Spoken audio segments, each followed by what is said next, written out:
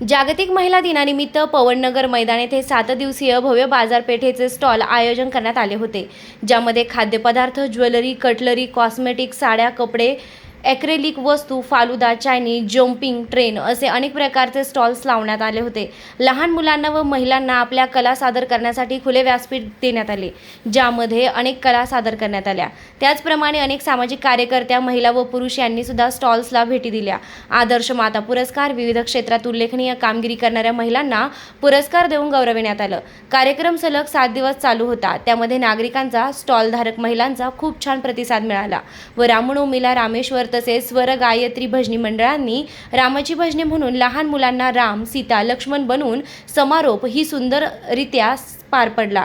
या भव्य कार्यक्रमाचे आयोजन सुबोध महिला संस्थापिका अध्यक्षा प्रतिभा यादव, जगताप कार्याध्यक्षा रंजना देसले, उपाध्यक्षा अलका आरणे, सहसचिव रेखा सांगळे, सदस्य राज यादव, चिरंतन देसले, तुषार देसले, निलेश मुठे, अँकर नेहा पाटील, कामिनी पटेल, विजया तांबट, कराओके सिंगर, हेमलता वानखेडे या सर्वांचे खूप खूप सहकार्य लाभले। भव्य कार्यक्रमाचे उद्घाटन श्री श्री 1008 महामंडलेश्वर पूजा माई नंदगिरी आईसाहेब पंचदशनाम जुना आखाडा व किन्नर आखाडा यांच्या हस्ते करण्यात आलं। रोखठोक रणरागिणी न्यूजसाठी सुनीता जैन, क्राईम रिपोर्टर, नाशिक।